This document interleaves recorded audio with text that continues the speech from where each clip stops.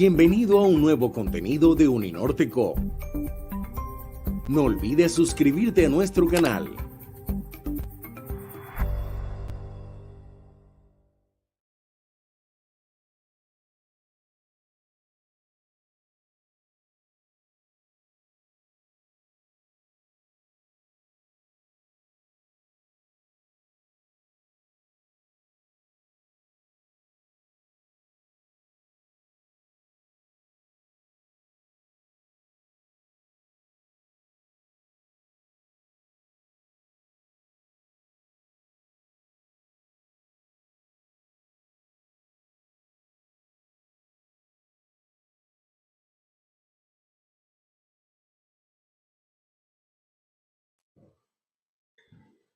Hola, muy buenos días a todos. Les damos la más cordial bienvenida a esta presentación de Cátedra Global, en donde estaremos conversando acerca de sociedad civil y cooperación internacional. Le doy la bienvenida especialmente al profesor Jairo Agudelo, quien nos acompañará y nos dará oficialmente apertura en este evento del día de hoy. Muy buenos días, gracias María Ángela. Me toca tomarme la vocería institucional de Uninorte, de nuestra división de Derecho, Ciencia Política y Relaciones Internacionales, de nuestro departamento, del Instituto de Estudios Europeos, donde queremos enmarcar esta participación nuestra a la Cátedra Global. Gracias María Ángela por todo su empeño y compromiso. Había explicado que lastimosamente nuestro colega Bruno Ayón a último momento no pudo acompañarnos, pero aquí agradecemos la presencia de nuestra colega Enriqueta Serrano del Colegio San Luis de México, a Pedro Ojeda del Instituto Mayor Campesino, Carlos Callejas, que se unirá. Y quiero simplemente decir, para no quitarle tiempo ya escaso a los ponentes, que este tema y la participación de ustedes cae en un momento particularmente significativo de nuestro país por toda la situación, el contexto socioeconómico, político y sanitario que estamos viviendo.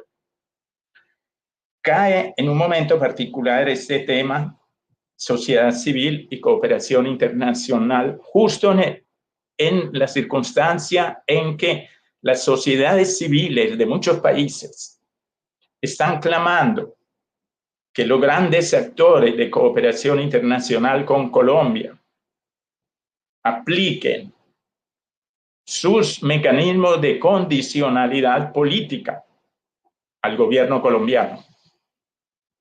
Por cuanto refiere a USAID, a cooperación norteamericana, la ley HIBI de 1990.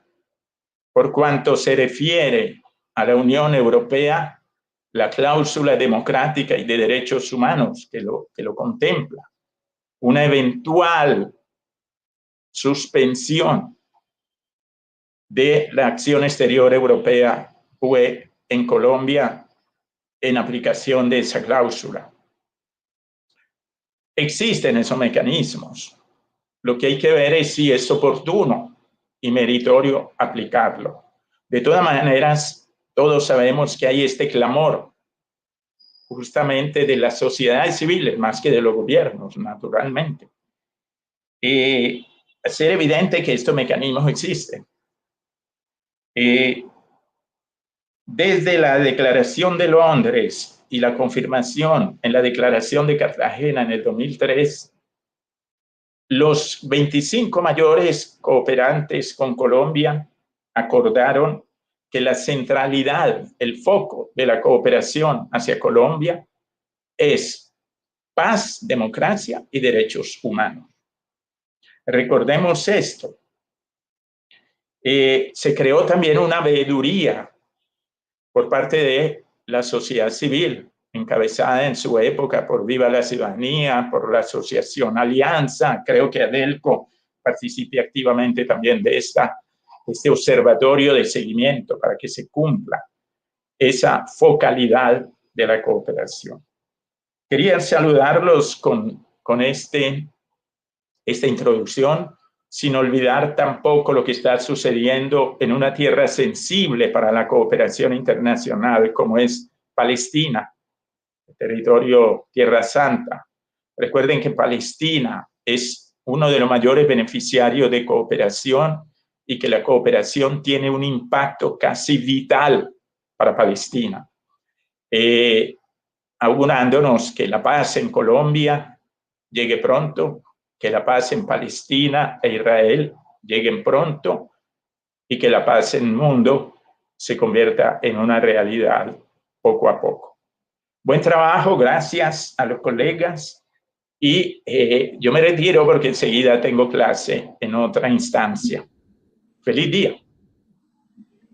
Muchas gracias, profesor Jairo. Damos el paso entonces a la doctora Enriqueta Serrano Caballero, quien es profesora investigadora del Colegio San Luis en México y se desempeña como coordinadora del doctorado en Ciencias Sociales de la misma institución.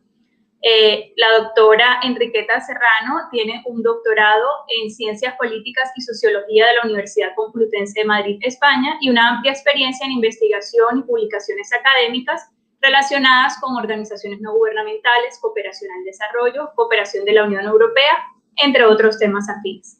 Doctora Enriqueta, bienvenida a Cátedra Global. Muchas gracias por la invitación y muchas gracias también por invitarme a hablar sobre las organizaciones de la sociedad civil, ¿no? Les agradezco mucho porque normalmente trabajo más el tema de la cooperación de la Unión Europea, ¿no? Entonces, mi doctorado fue sobre las organizaciones no gubernamentales, actores de las relaciones internacionales, ¿no? Entonces, hablar de la sociedad civil internacional o global actualmente es un tema pues muy interesante, ¿no? Porque hablar de la sociedad internacional es un tema que, bueno, es un concepto que todavía pues no se ha definido muy bien, ¿no? Cuando hablamos de la sociedad civil internacional, es un espacio de acción política que empieza a utilizarse sobre todo a finales del siglo XX, a partir de lo que sería, bueno, en la cumbre de Río, ¿no? Hablar de la cooperación internacional es hablar de 1945, cuando finaliza la Segunda Guerra Mundial, ¿no? Se establece todo el sistema de Naciones Unidas, ¿no? Y en la Carta de San Francisco se establece que en su primer artículo, que uno de sus primeros propósitos es realizar la cooperación internacional para el desarrollo en la solución de problemas internacionales de carácter económico, social, cultural o humanitario y en el desarrollo y el estímulo del respeto a los derechos humanos, a las libertades fundamentales de todos, sin hacer distinción por motivos de raza, sexo, idioma o religión, ¿no? Y bajo esta percepción de que todos juntos, con las negociaciones políticas y diplomáticas, la paz y la seguridad internacional deben basarse en un ambiente de estabilidad, desarrollo y bienestar, ¿no? Y sobre todo en las personas y en los países. También en el artículo 55 de la Carta de las Naciones Unidas se establece, entre otros asuntos, que la ONU va a promover la solución de problemas internacionales de carácter económico, social y sanitario y de otros problemas conexos y la cooperación internacional para el desarrollo en el orden cultural y educativo, ¿no? Y a partir de este momento, si bien anteriormente a las Naciones Unidas se había establecido la Sociedad de Naciones y se había empezado a hablar un poco de lo que era la cooperación, sobre todo con lo que era el Comité Internacional de la Cruz Roja, también hay que decir que ya se empieza a introducir lo que sería el sistema de Naciones Unidas, ¿no? Con la creación de los órganos especializados y el Consejo Económico Social, ¿no? Y ahí, a partir de estos organismos, se van a empezar a trabajar también lo que sería la cooperación con estos organismos. También hay que decir que en la Carta de las Naciones Unidas se establece, en el artículo 71, lo que sería que las Naciones Unidas podrían establecer relaciones con organismos internacionales y con organizaciones no gubernamentales. Es la primera vez que se habla de las organizaciones no gubernamentales. No se habla de organizaciones de la sociedad civil, sino de organizaciones no gubernamentales, ¿no? A partir de la década de los años 60, saben ustedes que empieza el primer decenio de lo que sería el desarrollo, ¿no? El primer decenio del desarrollo, y así sucesivamente, ¿no? Lo que les quería decir es que hasta el siglo XX no hablamos de sociedad civil internacional o sociedad civil global, con lo que sería la Cumbre de Río. ¿Qué dos factores nos podrían explicar el auge del concepto de la sociedad civil global, ¿no? En un primer momento surge una sociedad civil, ¿no?, en un momento en el cual ya no vamos a tener una guerra fría. Y eso es muy importante, ¿no?, la finalización de la Guerra Fría. A pesar de que es un concepto que se introdujo en la teoría política, ¿no?, sobre todo en los siglos XVII y XVIII, ¿no?, es en el siglo XX cuando se empieza a hablar de una sociedad internacional, ¿sí?, civil, ¿sí? Anteriormente no se hablaba de una sociedad civil internacional. Esto es muy interesante y hay que retomarlo, ¿no? ¿Por qué es importante esto? Porque va a ir de la mano de lo que va a ser la transformación también que se va a llevar a cabo en la sociedad internacional con la globalización. Entonces, esto también es muy importante. La globalización es importante para que se lleve a cabo esta sociedad civil internacional. Entonces, cuando hablamos actualmente de lo que es la cooperación, y estamos hablando de que a partir del año, voy a ir muy rápido, a partir del año 2011 se cambia un poco el paradigma de lo que sería la cooperación, ¿sí? ¿Por qué? Bueno, sobre todo al inicio del siglo, en el año 2000, se cambia lo que sería el paradigma de la cooperación, ¿no? Con lo que sería, pues, las cumbres de lo que sería la cumbre de Monterrey, la cumbre de Accra, la cumbre de París, la cumbre de ¿cómo se llama? Ahora se me ha olvidado la cumbre de... Ay, ¿cómo se llama esta? La de... Se me ha olvidado.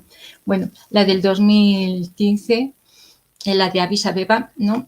Y entonces se cambia todo lo que sería el paradigma de la cooperación. ¿Qué quiere decir? Que la mayoría de los países de América Latina y la mayoría de los países van a ser graduados. ¿Qué quiere decir? Que la mayoría de los países ya no van a recibir cooperación, sino que ellos van a tener que dar cooperación también, porque son países de renta media y media alta. Entonces, esto va a cambiar totalmente también el concepto de lo que es la cooperación norte-sur y se va a introducir más lo que sería un tipo de cooperación que es más igualitario, ¿no? ¿Qué tiene que ver esto con lo que sería el concepto de sociedad civil internacional o sociedad civil nacional? No es lo mismo la sociedad civil global que la sociedad civil nacional, ¿sí? Eso lo tenemos que tener muy claro. Y tampoco podemos utilizar los conceptos como sinónimos de sociedad civil internacional como sinónimo de organización internacional no gubernamental, ¿sí? Eso también lo tenemos que tener muy claro. Por ejemplo, algunas de las definiciones más importantes que he encontrado sobre lo que sería la sociedad civil es, por ejemplo, la que hace Marie Kaldorf sobre la sociedad civil mundial, que dice que esta se da en un ámbito en el cual se está negociando un contrato social a través de las fronteras que establece un conjunto de normas mundiales que involucran tanto a los estados como a las instituciones internacionales. Esa sería una definición, ¿no?, de lo que sería la sociedad civil internacional. Por ejemplo, otra de las definiciones que establece Hart Scholl sería la sociedad civil global abarca una actividad cívica que aborda los problemas transnacionales, implica la comunicación transfronteriza, tiene una organización global, trabaja bajo la premisa de la solidaridad supraterritorial, aunque no conoce estas características sobre la actividad cívica, no necesariamente necesitan aparecer juntas, ¿no? Las actividades son consideradas actividades cívicas, ¿no?, cuando implican un intento deliberado desde fuera del Estado y del mercado, y de alguna otra manera organizada, de dar forma a políticas, normas y estructuras sociales más profundas. Entonces, aquí tenemos un concepto, ¿no?, polisémico, ¿no?, en el cual pues todavía no sabemos ¿qué es la sociedad civil? ¿No? O sea, la sociedad civil hay muchas organizaciones, ¿no? En la cual hay sindicatos, hay cooperativas, hay universidades, hay iglesias, hay organizaciones no gubernamentales, ¿no? Hay hospitales, ¿no? Las organizaciones de la sociedad civil, hay todo un conjunto, ¿sí?, de organizaciones, y también hay un conjunto en el cual, bueno, el tercer sector, ¿no? Entonces ahí tenemos que tener muy claro las diferencias, aquellas que son lucrativas, aquellas que no son no lucrativas, aquellas en las que hay una participación también del Estado, ¿no? Y entonces ahí tenemos una serie de claroscuros, ¿no?, en las cuales pues hay una gran diversidad de organizaciones de la sociedad civil. A nivel internacional, el primero que, bueno, las nombra sería la Conferencia de Río, de 1992, y bueno, el secretario de las Naciones Unidas en 1998, Kofi Annan, establece que por la sociedad civil se entenderá la esfera en la que se autoorganizan movimientos sociales alrededor de objetivos, clientela e intereses temáticos. Y recuerda vagamente el concepto de Rousseau de frontera como paradigma explicativo del auge de las relaciones transnacionales.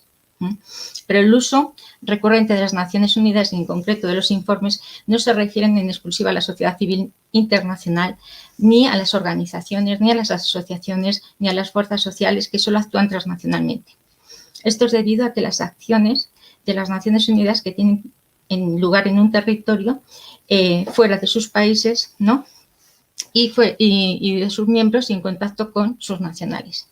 Son asociaciones que estos promueven activadas solo a escala nacional y tienen relevancia especial para las organizaciones a nivel universal. Ese es el caso de las comunidades de base o simplemente las organizaciones no gubernamentales nacionales, asociaciones sindicales, políticas, sociales, culturales o empresas cuya actividad las lleva más allá de las fronteras de sus países. Así que para las Naciones Unidas son interlocutoras evidentes y son las respectivas sociedades civiles nacionales. Pero a pesar de que no se constituyen como el concepto de sociedad civil internacional, englobaría todas las relaciones transnacionales que no pasan por el cauce tradicional del Estado.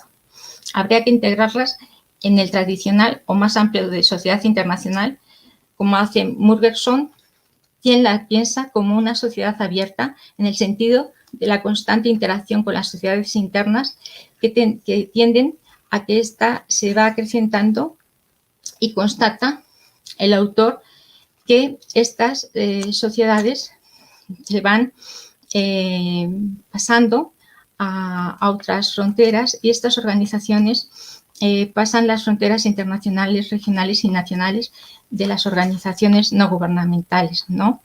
Entonces, de lo que se trata en verdad es que la existencia de estas organizaciones civiles globales no surge del mero agregado de sociedades civiles nacionales, sino de las redes que se crean y de las relaciones entre los grupos que las conforman, de la construcción de entramados sociales que trascienden esas fronteras, de la dificultad.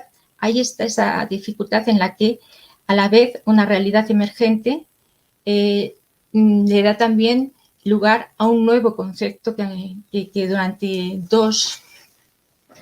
sobre todo a partir de lo que sería la Primera Guerra Mundial, pues desaparece de lo que sería el contexto de las ciencias sociales. La sociedad civil global emerge como una esfera de relaciones transfronterizas entre actores heterogéneos que comparten valores civiles y se preocupan por cuestiones globales, comunicación, acciones de denuncia y experimentos autoorganizados. Es una esfera de la que no se puede esperar que se produzcan actores bien definidos con conductas comunes o estrategias y prácticas ampliamente acordadas.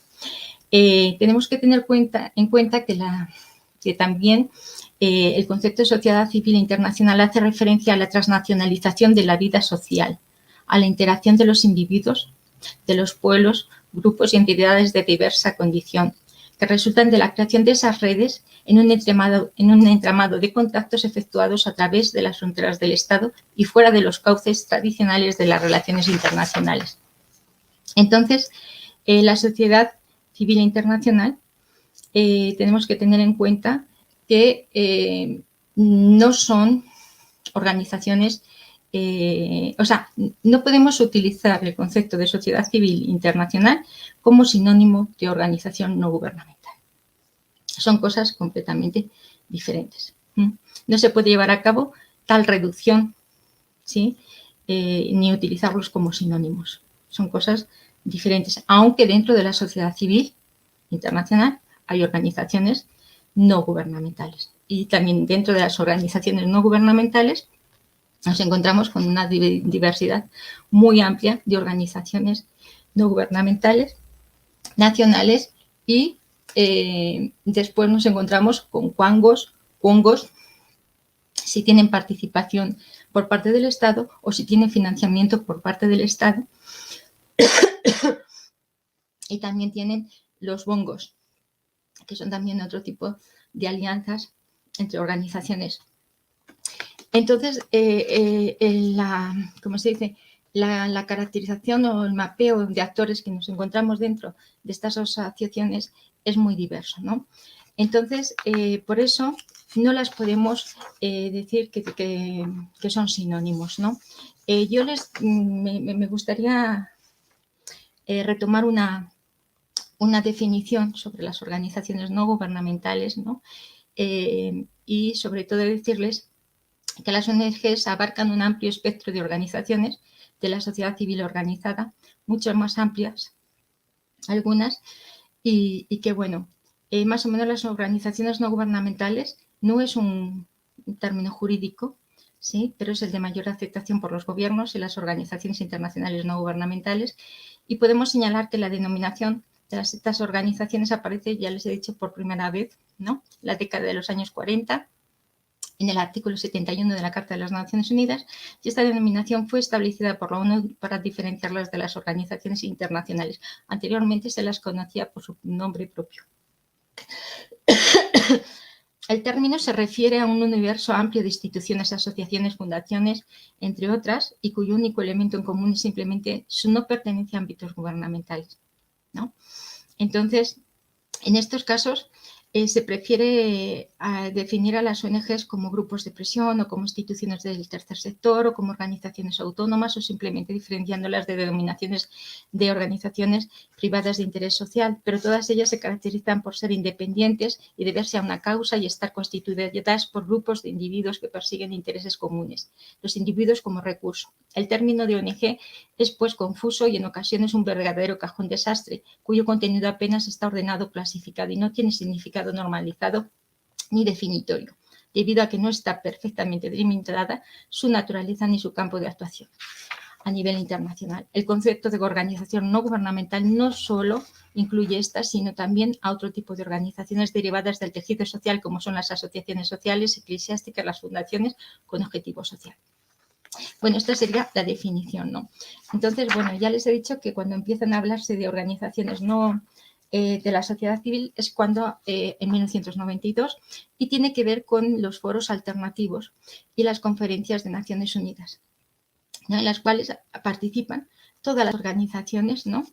que pueden hacerlo, ¿no? Aquellas que no han sido invitadas oficialmente, porque se me ha olvidado decirles que a partir de que están introducidas en la Carta de las Naciones Unidas hay todo un sistema de estatuto consultivos que las Naciones Unidas les da a estas organizaciones no gubernamentales. Se les da un estatuto consultivo. La primera resolución es de 1958, la 288 de 1958.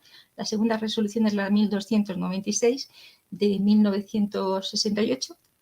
Y la tercera es la resolución 31 de 1996, en la cual se establecen 3 estatutos consultivos, el A, el B y el C, en el cual estas organizaciones no gubernamentales que tienen estatuto consultivo pueden participar en las reuniones ante el ECOSOC, con diferentes categorías. Unas pueden presentar sobre esas temáticas unas 1.500 palabras, otras 500, y las otras solamente pueden participar como observadoras.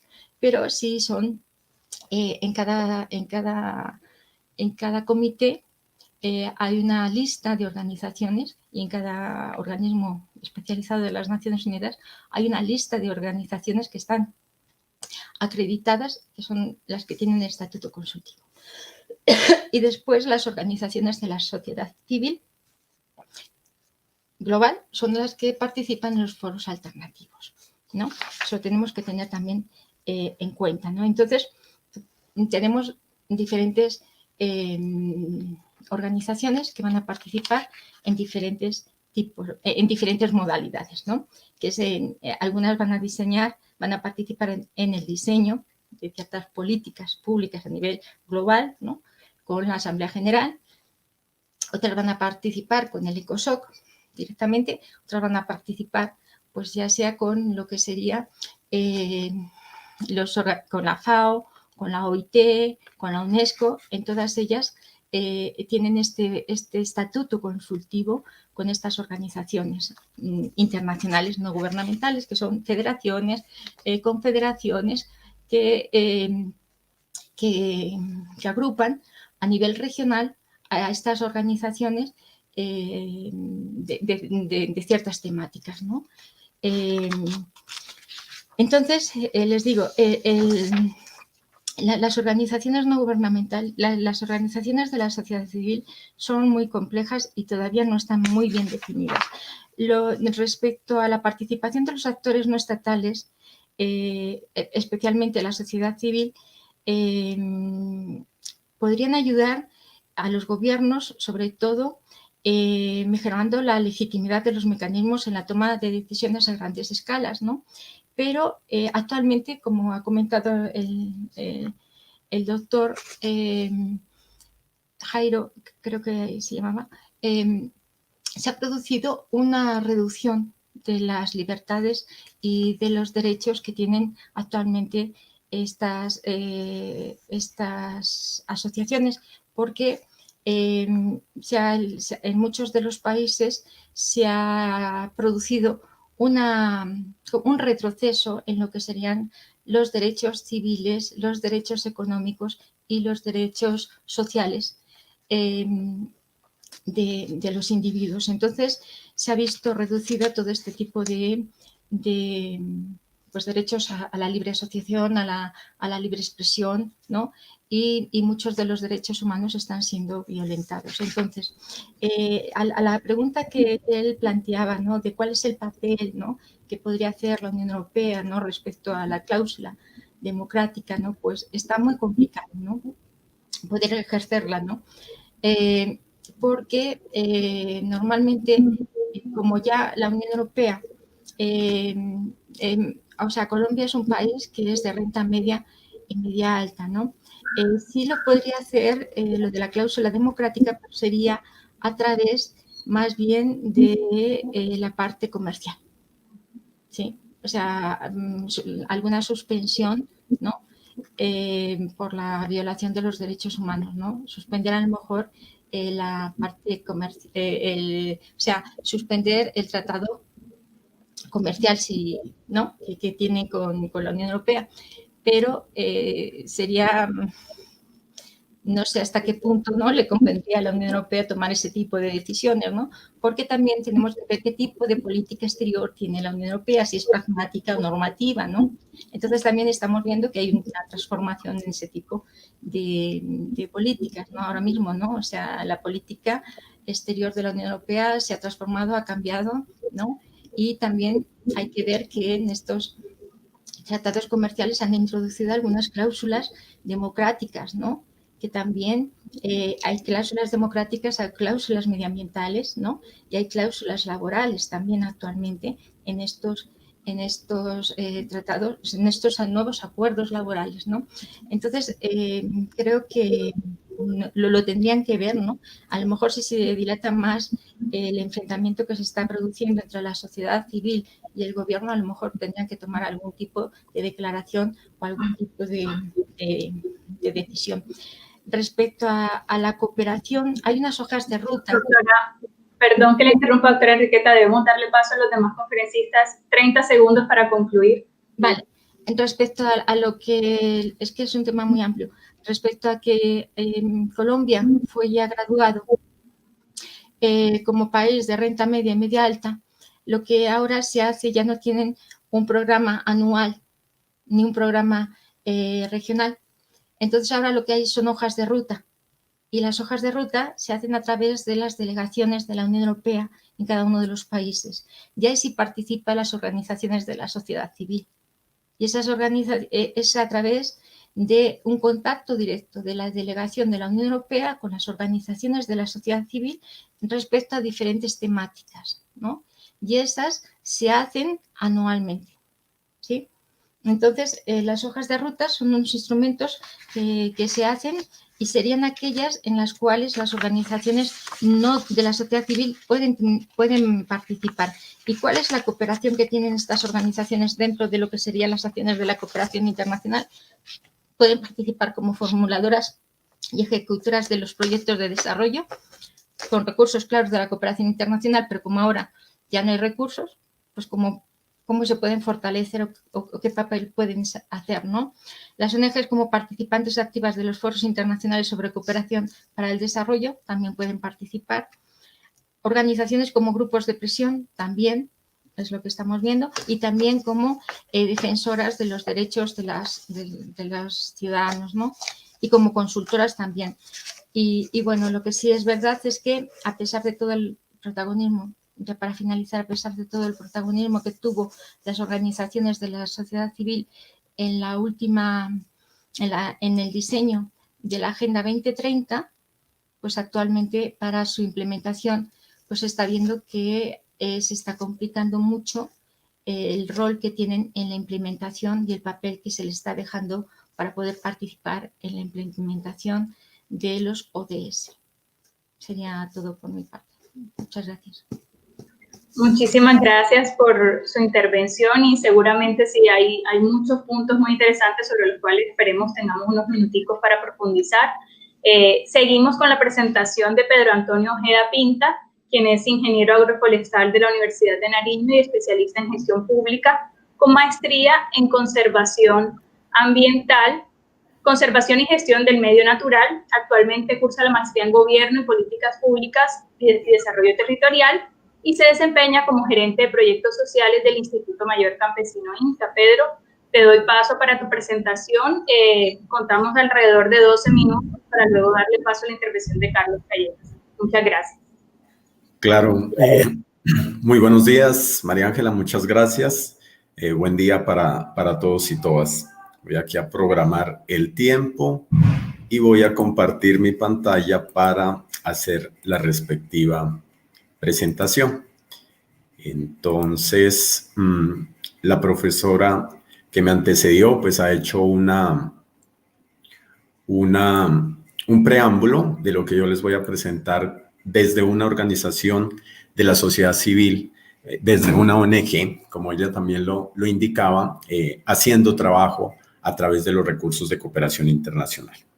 Entonces, inicio mi presentación indicando que es una experiencia desde una ONG que se denomina Instituto Mayor Campesino, IMCA. Es un centro social de la Compañía de Jesús que fue fundado en el año de 1962.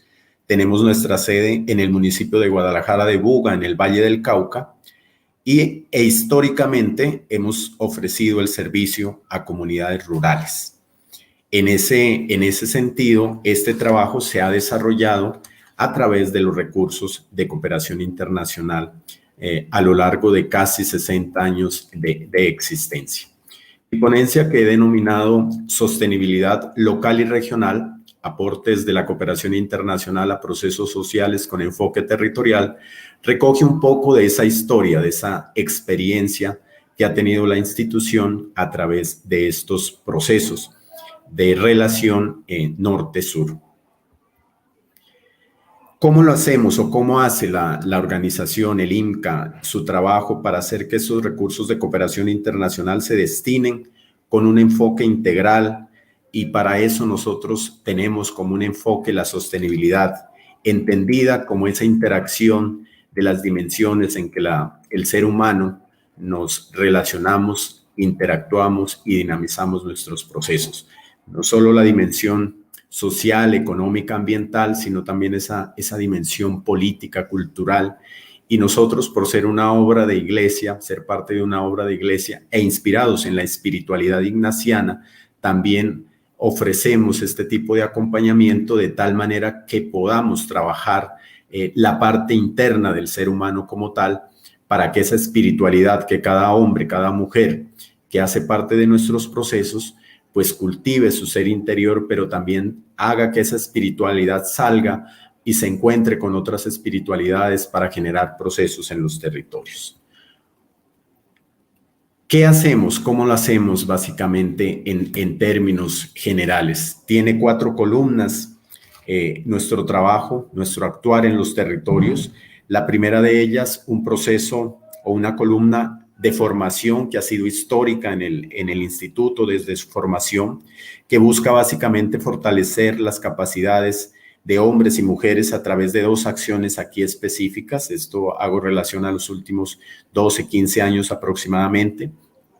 Una formación continua que la desarrollamos a través de diplomados con diferentes temas y acordes a los contextos de la ruralidad. Son avalados por la Pontificia Universidad Javeriana de Cali, que es nuestra aliada y organización Centro Social Hermano, y formación temática que responde a necesidades más específicas que tienen las organizaciones que acompañamos en el ámbito rural. La otra columna es la de planificación territorial. Le apostamos a 2 procesos, uno de ellos de tipo más comunitario, que son los denominados planes de vida comunitarios que se formulan en el ámbito veredal, en el ámbito corregimental, pero también hemos tenido experiencia en el ámbito urbano en algunos barrios de los territorios que acompañamos. Son un ejercicio de largo plazo y son integrales considerando esas dimensiones que les presentaba previamente que trabajamos. Y hacemos también un acompañamiento y asesoría a planes de desarrollo municipal vistos más desde la institucionalidad pública, ambos procesos formulados a través de espacios y dinámicas que sean de tipo participativo. Tanto la formación como la planificación territorial se concreta posteriormente en proyectos y procesos sociales que generalmente se orientan hacia las dimensiones económicas, hacia las dimensiones sociales, la dimensión ambiental, y también aborda aspectos políticos.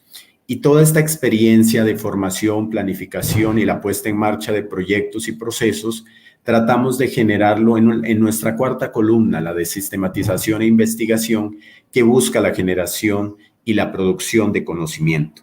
Aquí cumplen un papel fundamental las universidades aliadas que trabajan con nosotros, pues algunos de estos ejercicios de sistematización e investigación los hacemos internamente el equipo de promoción social del INCA, pero sobre todo el apoyo que nos brindan estudiantes de pregrado y posgrado de las universidades, incluso docentes que hacen parte de las universidades. ¿Dónde lo hacemos? Históricamente el INCA ha tenido su trabajo, su servicio en el Valle del Cauca, en el suroccidente, pero gracias a las alianzas con otros centros sociales, con otras organizaciones aliadas nuestras, estamos actualmente haciendo presencia en el departamento del Cauca, en el departamento de Nariño, junto con centros sociales de la Compañía de Jesús, como es la Fundación Suyusama o la misma Pontificia Universidad Javeriana de Cali, y básicamente una relación que tenemos con el Instituto de Estudios Interculturales. Asimismo, hemos estado en norte de Santander y el sur de Bolívar en una alianza estratégica con el Servicio Jesuita Refugiados y el CINEP Programa por la Paz.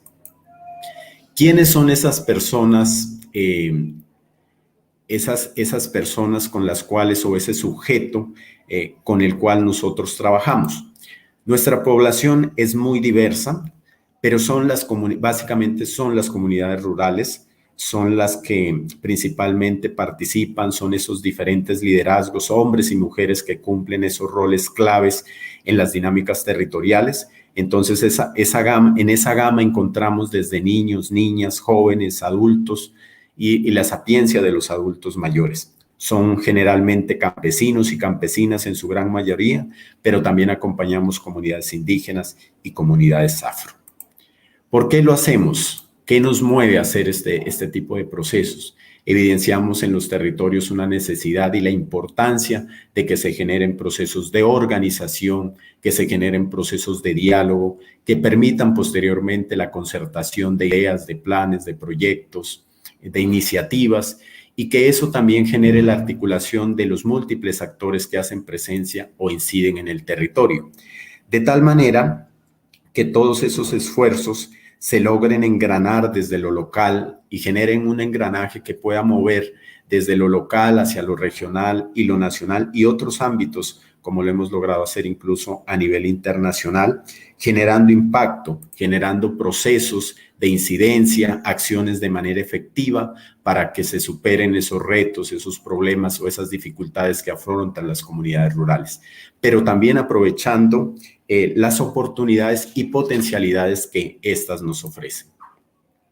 ¿Para qué lo hacemos entonces? Para dinamizar unos aspectos o unas dimensiones, unos ejes que para nosotros son fundamentales.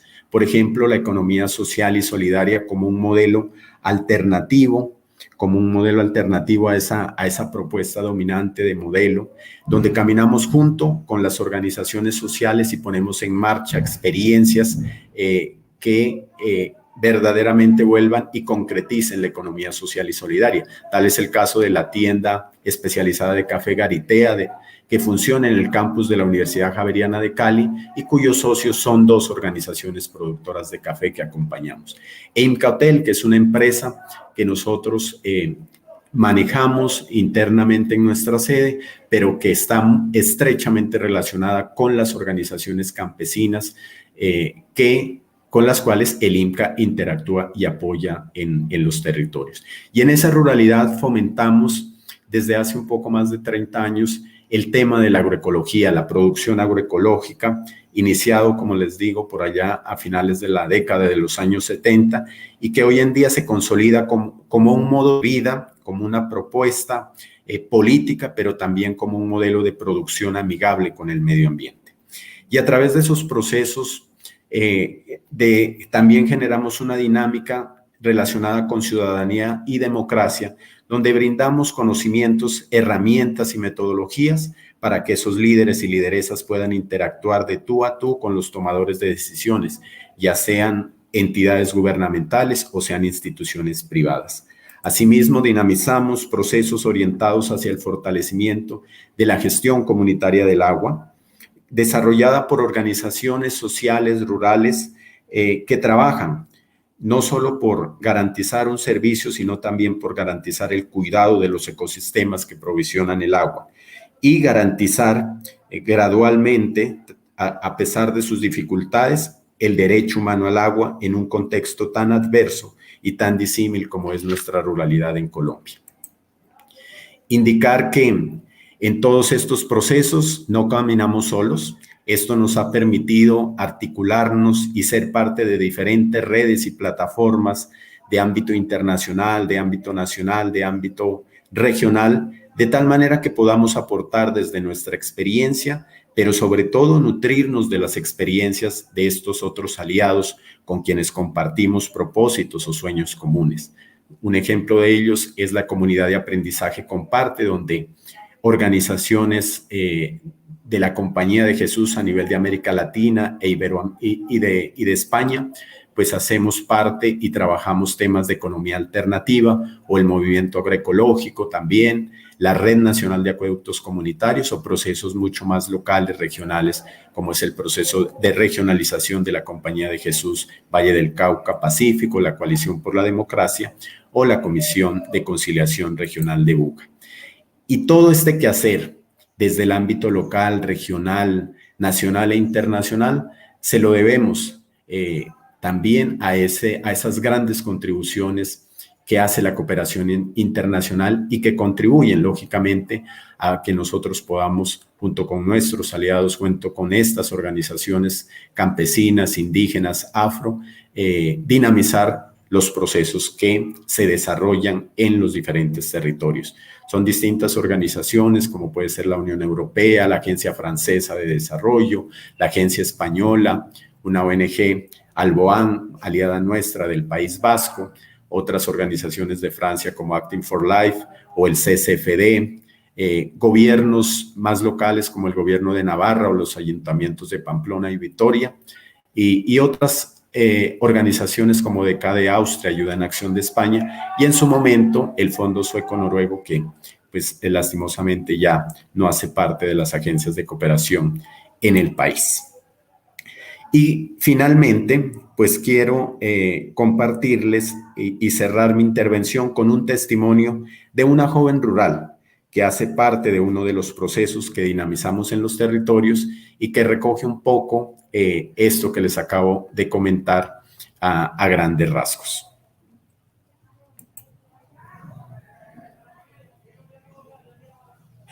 Mi nombre es Geraldine Grajales Morales, vivo en la vereda San Isidro, ubicada en la cordillera occidental, en la zona limítrofa entre los municipios de Bolívar y Trujillo Valle del Cauca. Hago parte del acueducto rural Corpo San Isidro, que fue creado legalmente en el año 2007, aunque ya se venía realizando trabajos muchos años atrás. Corpo San Isidro se creó con el fin de garantizar el consumo de agua potable para toda la comunidad y para la protección y conservación de las fuentes hídricas, sobre todo porque estamos ubicados sobre la cuenca del río Calamar, que es la principal fuente de abastecimiento del embalse Sarabrut, el cual provee agua para consumo humano a 7 municipios del norte del Valle del Cauca. Para nosotros, la gestión comunitaria del agua es una forma de organización rural en donde los habitantes nos empoderamos y con limitaciones y con deficiencias trabajamos unidos para que el agua llegue en calidad y cantidad a cada uno de los hogares de nuestra vereda, manteniendo una relación cercana con las autoridades locales y enfocándonos siempre en la protección y conservación no solo del agua, sino de todos los recursos presentes en nuestra región.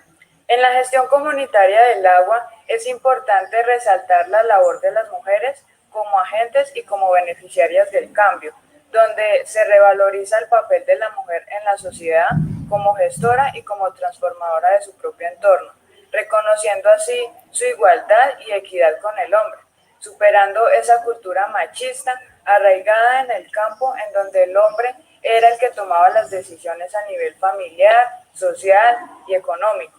Hoy en día no. Actualmente las mujeres cumplen un papel importantísimo como promotoras de la gestión y la lucha por la preservación y la conservación de las fuentes hídricas.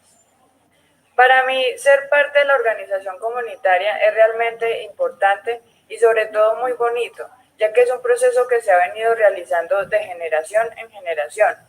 Primero fue mi abuelo, luego fue mi padre, y hoy en día trabajamos de la mano niños, jóvenes, adultos, hombres y mujeres, en donde la opinión de cada uno es de gran importancia para la toma de decisiones, que conlleve al mejoramiento del bienestar general y de la calidad de vida en torno a un ambiente sostenible que permita un desarrollo social, económico, cultural y por supuesto ambiental en nuestra comunidad.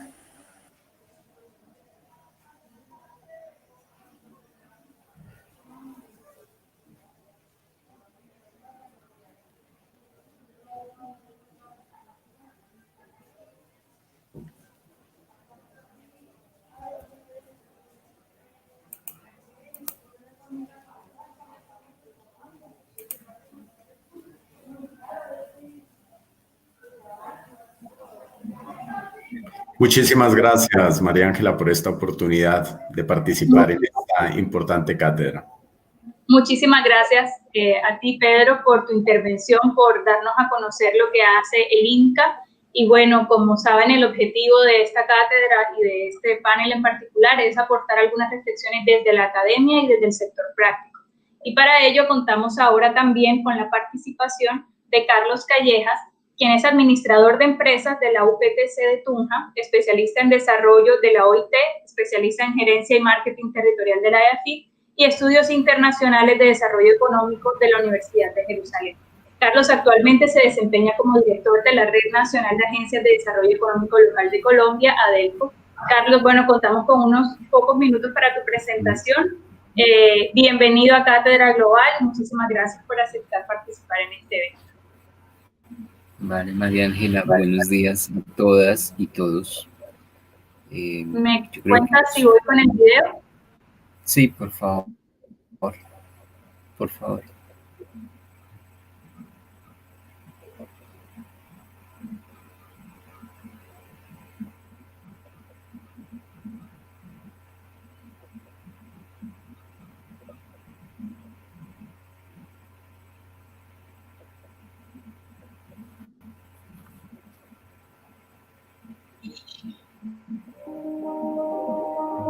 Quiero sentir, volver al origen, despertar.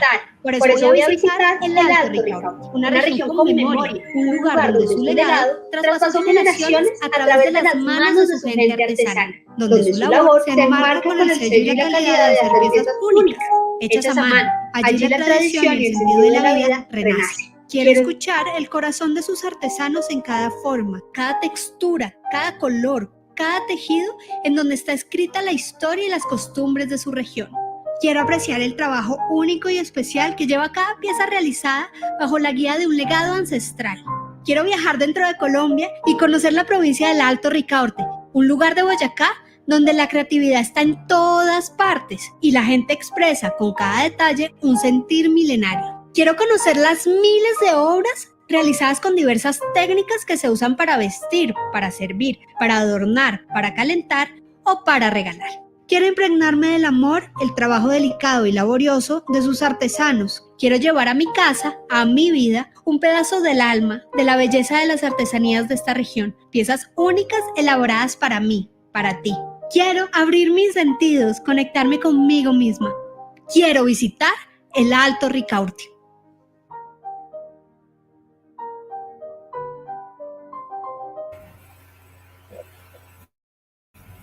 Gracias, María Ángela. Pues básicamente en la práctica, ¿cómo nos ha sucedido a nosotros estos años en la cooperación internacional? Un aprendizaje que hemos tenido es que se ha trabajado bastante en temas como derechos humanos, gobernabilidad, gobernanza, redes de participación, incidencia. Sin embargo, hay una faceta de la sociedad que es el desarrollo económico. Y en el desarrollo económico tenemos como el reto de buscar economías más sanas, más justas, más equitativas, más redistributivas. En un país claramente plural, diverso, con unas enormes asimetrías territoriales porque va del centro a la periferia y no de la periferia al centro. Y creo que ese ha sido el reto que nos hemos marcado como Red Nacional de Agencias de Desarrollo Local, junto con toda la plataforma que significa tener ejercicios de cooperación internacional de los años 60 y 70 en Europa, que luego se hicieron en Centroamérica y que se trajeron a Colombia a final de los años 90, llamado Agencias de Desarrollo Local, como decía la primera expositora, un híbrido entre sector público, sector social y sector privado local, donde en una estructura formal inician a hablar de economía del territorio y desarrollo del territorio, ¿sí? Teniendo en cuenta pues, los temas ambientales, los temas sociales, los temas de participación, de ciudadanía, pero sin perder el foco de, bueno, ¿cómo hacemos que la economía de un territorio funcione y emerja y genere oportunidades para todos desde una mirada de lo que tenemos y no de lo que podemos traer de afuera? Entonces es porque es importante el turismo, las artesanías, la agricultura, el café, el cacao, la pesca, porque hay que potenciar lo que generaciones enteras han aprendido a hacer en los territorios y cómo hacerlo sostenible, viable e incluyente para todos. Yo creo que uno de los aprendizajes en estos ejercicios que hemos hecho con apoyo de la Unión Europea, con apoyo de Naciones Unidas, con apoyo de la FAO, con apoyo de USAID, con apoyo de AECID, con apoyo de organizaciones de cooperación descentralizada, es si tú no instalas en el territorio una economía viable, una economía que pague impuestos, una economía que funcione, un sistema de comercialización justo, unos sistemas de financiamiento justos, unos servicios a esa economía, ¿sí? Pues básicamente siempre vas a estar buscando proyectos para seguir alimentando el ciclo y generando incluso peligrosamente trampas institucionales de pobreza. ¿Y a qué me refiero con eso? A dependencias. Entonces, se acabó el proyecto de cooperación, hay que buscar otro proyecto de cooperación para continuar en teoría técnica la intervención, pero ya cuando hablamos de intervención, pues lo que estamos generando desde la misma semántica, desde el mismo mensaje, es la idea de dependencia. Entonces, cuando tú dices, cuando llega un proyecto de cooperación, genera capacidades, empodera, pero importante, genera riesgo, porque es que la mayoría de proyectos de cooperación no generan riesgo, entonces básicamente son ayudas, asistencias sociales, acompañamiento, subvenciones, donaciones, pero ninguno te dice, mire, si usted quiere cambiar, sea parte de la solución. Si usted quiere crecer, si usted quiere que esto se desarrolle, pues tiene que invertir y tiene que dejar de consumir alcohol o gastarse la plata en otras cosas que usted sabe que la tiene, así sea, digamos, así la pobreza monetaria en teoría exista, usted sabe que de alguna manera la tiene y la reinvierte en su propio proceso de crecimiento, ¿sí? Creo que uno de los aprendizajes ha sido el trabajar con la cooperación en la idea que también debe existir el sentido de riesgo, como lo decía el compañero Pedro, cuando presentaba el café y el hotel, que me encantó. Ese es el tipo de cosas en las que podemos hacer que la cooperación cambie un poco de lógica, pero también nosotros cambiemos de lógica. Y un poco lo que nos está pasando en Colombia es que tenemos una economía tan injusta, pues que se queda concentrada en unos pocos que con más y con menos, digamos, algunos por oportunismo y otros porque han hecho la tarea. Uno tampoco puede salir a criticar al empresariado y decir es que los empresarios tienen y los otros no tienen, porque resulta que también hay empresarios que se han sacrificado, que han invertido de su pecunio, que han estudiado, que se han capacitado, y uno no puede ser como tan, digamos, caer en el juicio de valor de señalar al empresario como el malo y a la sociedad civil como el bueno, ¿no? Todo tiene su justa dimensión. En la sociedad civil también tenemos nuestras perversiones y también tenemos cosas que mejorar. Y el empresariado, por supuesto, tiene sus pecados, pero no todos son malos, ¿sí?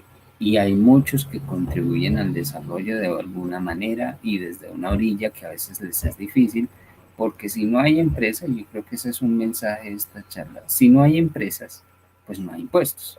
Si no hay impuestos, no hay inversión social. Y si no hay inversión social, es difícil pensar incluso en cambiar políticas públicas, porque ¿quién sostiene esto? ¿Sí? Necesitamos empresas para que las empresas generen empleos, muevan los mercados, pero a la vez paguen los impuestos.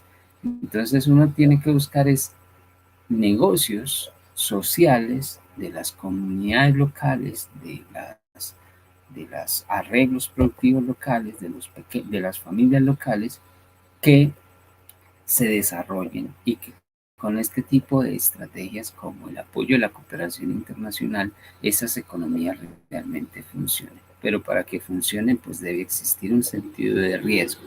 ¿Ya que voy con esto? Que lo regalado es caro, ¿sí? Que es muy peligroso trabajar con la cooperación todo a fondo perdido. Sí, es muy peligroso y además es un mal mensaje, porque la cooperación complementa una agenda local, territorial, suprarregional, donde se supone que los actores de la agenda tienen un compromiso, son coparte, tienen una corresponsabilidad, ¿sí? Y lo que llega a la cooperación es a complementar eso que ya existe, pero cuando la cooperación llega a financiar la agenda, significa que tú le estás endosando tu futuro a la financiación de la cooperación, pero no has hecho nada por financiar tu propio futuro, por gestionar tu propio futuro. A eso le llamaríamos, no, es que yo traje la cooperación, sí, pero ¿a qué costo? ¿Sí? ¿En dónde está tu capacidad de invertir? ¿En dónde está tu posibilidad también real de no endosar tu futuro a terceros, sino de tú mismo endosarte tu futuro, ¿sí? Entonces, un poco también es cómo lograr que los territorios tengan agendas pero tengan compromisos ciertos sobre esas agendas.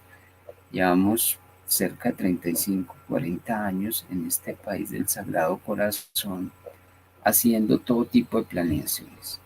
La planeación regional en base a cuencas, la planeación regional en base a procesos sociales, la planeación basada en derechos humanos, la planeación basada en la participación comunitaria a través de las juntas de acción comunal, la participación a través de resguardos indígenas, de consejos comunitarios afro, las planeaciones sectoriales del sector, digamos, por turismo, artesanías, agroindustria, con una mirada de país, pensando en los acuerdos de libre comercio con Europa, en los acuerdos de la Alianza del Pacífico, en el anterior TLC, ahora renovado acuerdo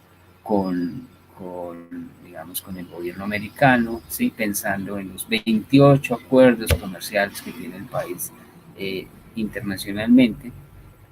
Pero la pregunta es, bueno, todo eso está muy bien. ¿Y la práctica? No, pues es que el gobierno no nos da, el gobierno no nos financia, la cooperación no nos trae, el gran empresariado no aporta. Bueno, ¿y usted qué está poniendo? No, pues es que si no me dan, ¿cómo voy a hacerlo? Aquí hay un punto de inflexión que tenemos que romper. Y es que si tú no inviertes desde ti, con lo poquito, con lo mucho, y no solamente es cuestión, porque cuando hablamos de inversión, pues solamente estamos pensando en grandes números, no, pequeños números hacen la diferencia, ¿sí? Y me voy a referir en positivo frente a un trino de un exmandatario que hablaba de la revolución molecular disipada. Pues también hay que decir que la revolución molecular disipada se puede hacer en positivo y que, como dice mi paisano, que aparecía en un canal de televisión, hay que creer en las revoluciones pequeñas. Y es que si yo empiezo como grupo comunitario, como nos ha pasado en el Cesar, en Boyacá, en Santander, en Nariño, en el mismo valle, la gente inicia a ahorrar 1.000 pesitos, 2.000 pesitos, 5.000 pesitos semanalmente, religiosamente, orientados por alguien. Es su ahorro, no es que la cooperación les está, no, la cooperación les facilita a alguien que les oriente, que sea el coach, pero la inversión la hace la gente. Hemos tenido grupos en la vereda Gapoprí, en Cesar, ¿sí?